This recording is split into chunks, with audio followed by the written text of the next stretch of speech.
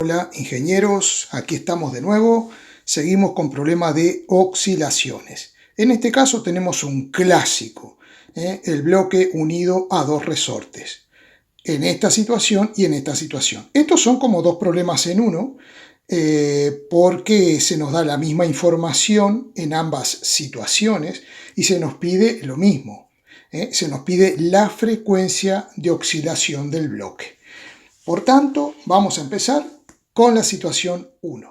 Analicemos la situación suponiendo que el bloque M, que está oscilando, se encuentra en este instante en esta posición. Por lo tanto, ¿qué le habrá pasado al resorte de constante K1? Se habrá estirado. ¿Cuánto se habrá estirado el resorte de constante K1? Pues es muy sencillo.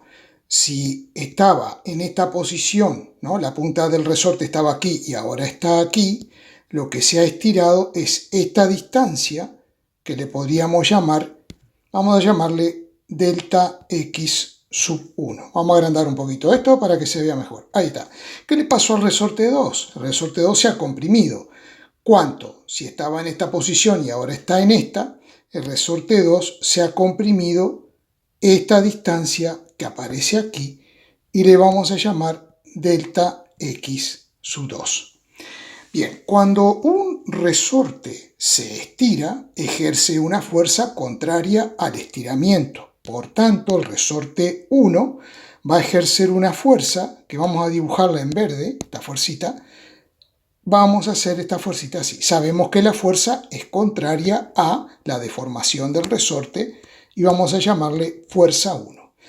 Por otro lado, cuando un resorte lo comprimimos, ejerce una fuerza en sentido contrario que le vamos a llamar fuerza elástica F2. Muy bien, ¿y luego qué otras fuerzas tenemos? Bueno, tenemos las fuerzas de siempre, ¿no? Vamos a dibujarlas aquí para no entreverar mucho. Tenemos el peso, que es la atracción con que la fuerza con que la Tierra atrae el objeto, y tenemos la normal. Y nos dicen que no hay rozamiento, por lo tanto, esas son todas las fuerzas que están actuando sobre nuestro objeto. Bien, la fuerza elástica viene dada, como todos sabemos, por la ley de Hooke, que establece que la fuerza elástica, el vector fuerza elástica, es igual a menos K por el vector de formación. Expresada vectorialmente significa que la fuerza es directamente proporcional a la deformación del resorte, ya sea que se comprima o se estire. El signo menos es que justamente siempre la deformación y la fuerza tienen sentido contrario. K es una constante llamada constante de elasticidad o constante elástica del resorte, medida en Newton por metro, la unidad de K surge de aquí, Newton dividido metro, y esta es la ley de Hooke. Muy bien, nosotros vamos a hacer lo siguiente. Aplicando la segunda ley de Newton, que establece que la sumatoria de fuerzas sobre un objeto es el producto de la masa por la aceleración, aplicada a este objeto tenemos la fuerza elástica 1 más la fuerza elástica 2. Esto será igual a la masa por la aceleración. La masa, como en la letra la tenemos con una M mayúscula, aquí también la vamos a escribir con una M mayúscula. Bien, la fuerza F1 la escribimos como K por delta X1. Y la fuerza F2 la escribimos como K por delta X2. Ahora, vamos a ver una cosa. Estas fuerzas, estas dos fuerzas, si elegimos un sentido para identificar los vectores, el eje X horizontal, estas fuerzas deberían estar acompañadas por el versor unitario Y, ¿verdad? Entonces, ahora vamos a hacer eso. Primero vamos a escribir esto, que esto es igual a la masa por la aceleración. Bien, y luego, pasando a la notación con versores, podemos escribir menos K por delta X1, el módulo delta X1, y menos K por delta X2, y esto es igual a la masa y la aceleración. Evidentemente que si la fuerza neta es hacia la izquierda, la aceleración será hacia la izquierda, o sea que tendrá un menos módulo de la aceleración por el versor y. Podemos ahora simplificar los versores y nos queda esta ecuación.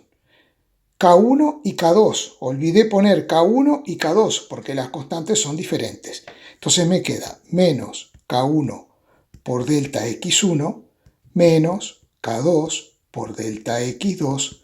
Esto es igual a menos M por A. El siguiente paso es que podemos multiplicar todo por menos 1 y nos queda todo positivo y tener en cuenta lo siguiente. Lo mismo que se ha estirado el resorte 1 es lo que se ha comprimido el resorte 2. Es decir, que delta X1 y delta X2 son iguales y les voy a llamar simplemente X. Entonces me quedará K1 por X más K2 por X es igual a la masa por la aceleración.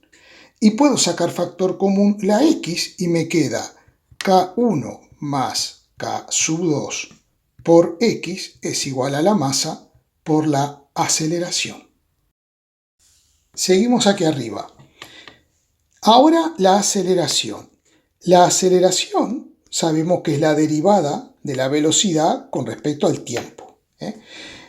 Obviamente que es una magnitud vectorial y yo debería escribir esto, pero aquí como estamos trabajando en una dimensión, simplemente asignando, por ejemplo, signo positivo a todo vector hacia la derecha y signo negativo a todo vector hacia la izquierda, podemos darle un tratamiento escalar y simplemente poner que la aceleración es igual a la derivada de la velocidad con respecto al tiempo.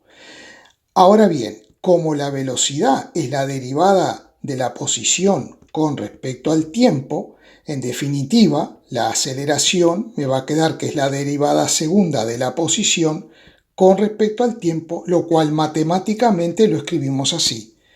Derivada cuadrado de x sobre diferencial t cuadrado. Pero esto es una notación matemática, ¿vale? Para indicar que la aceleración es la derivada segunda de la función posición con respecto al tiempo. Volvemos a la ecuación y entonces nos queda K1 más K2 por X es igual a la masa por la derivada segunda de X con respecto al tiempo.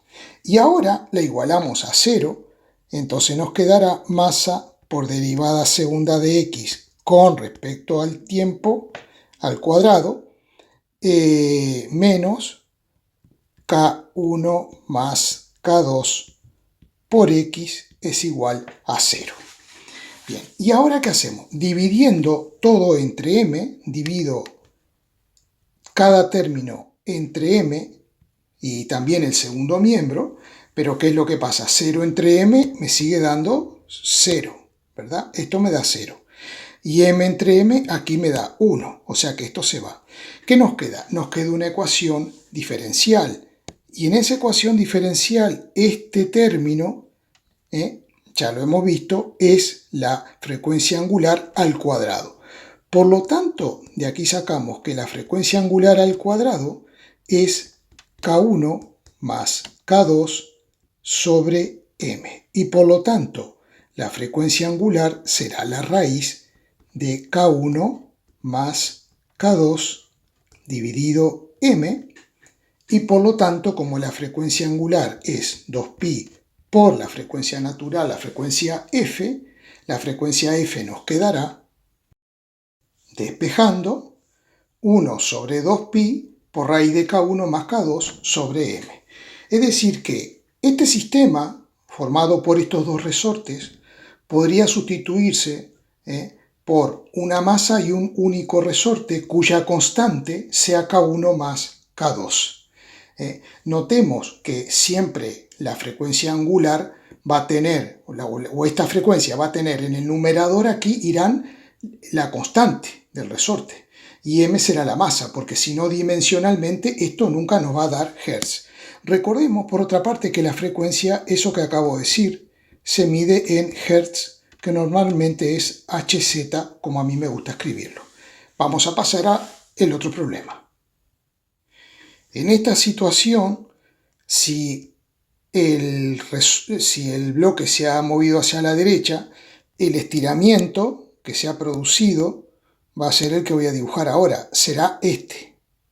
Y este estiramiento, como vemos, vamos a ampliarlo un poquito, ese estiramiento es exactamente el mismo, tanto para este resorte de K1, de constante K1, como para este. O sea que este estiramiento ya de entrada le voy a llamar simplemente X. Bien, ambos resortes se han estirado hacia la derecha, por lo tanto la fuerza que provocarán sobre el bloque será una fuerza hacia la izquierda. Es decir, tendremos la fuerza que provoca el resorte 1 y la fuerza que provoca el resorte 2. Vamos a llamarle fuerza elástica 1 y fuerza elástica 2. Vamos a achicar esto y vamos a resolver. A ver, ¿qué es lo que tenemos que hacer? Lo mismo que hicimos antes, plantear la segunda ley de Newton. Sumatoria de fuerzas es igual al producto de la masa por la aceleración. Habíamos visto que la aceleración la podemos escribir como la derivada segunda de la posición con respecto al tiempo y que la sumatoria de fuerzas la podíamos escribir como la fuerza elástica 1 más la fuerza elástica 2.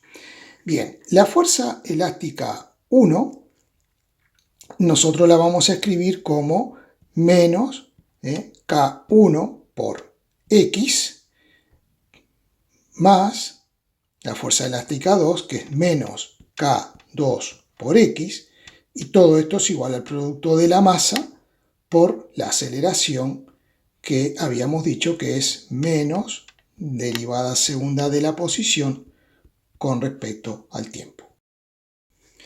Estamos viendo que vamos a llegar a exactamente lo mismo, o sea, multiplicamos por menos 1 ambos miembros de la igualdad, sacamos factor común X y nos queda K1 más K2 es igual a M por derivada segunda de X con respecto al tiempo. Y entonces pasamos dividiendo M e igualamos a 0, entonces nos va a quedar en definitiva lo mismo que antes, o sea, derivada segunda de X con respecto al tiempo menos K1 más K2 dividido M por X igual a 0. Todo esto dijimos que es omega al cuadrado y por lo tanto llegamos a lo mismo. Llegamos a que omega es la raíz cuadrada de... Momento. Vamos a hacerlo bien. Que quede bonito. K1 más K2. K1 más K2 sobre M. Vale. Y por lo tanto, la frecuencia, que es omega sobre 2pi, entonces nos va a quedar que esto será 1 sobre 2pi por la raíz de K1 más K2 sobre M, que es el mismo resultado al cual habíamos llegado antes. Pero ahora yo les voy a proponer algo más interesante.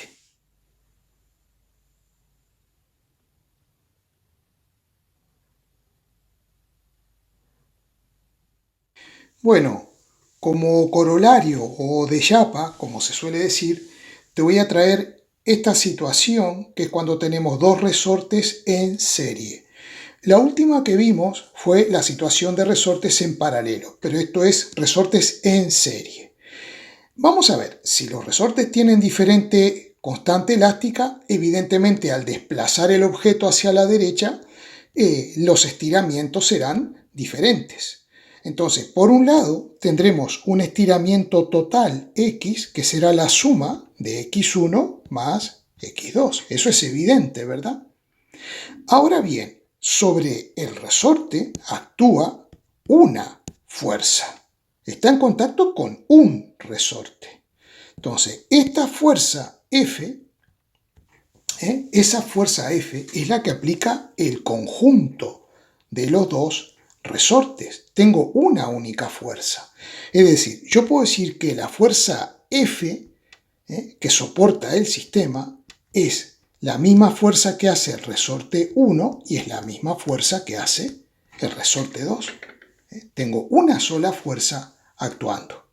Muy bien, la fuerza F1, recordemos que su módulo sería K1 por X1. y la fuerza F2, su módulo sería K2 por X2.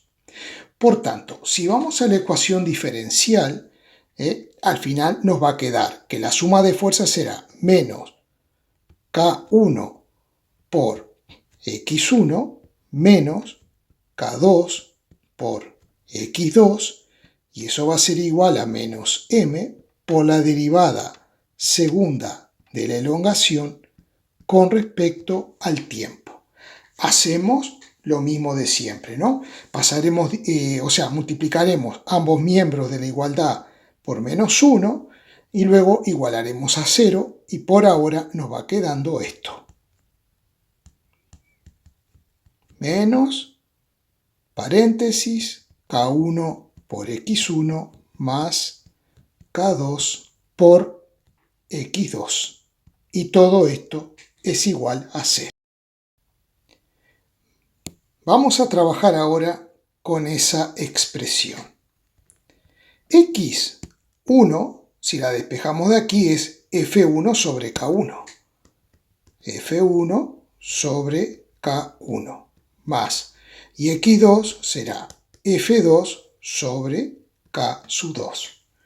Pero al mismo tiempo, esta X, que es la elongación total, yo la puedo expresar como la fuerza F dividido la constante equivalente que yo quiero encontrar de esos dos resortes.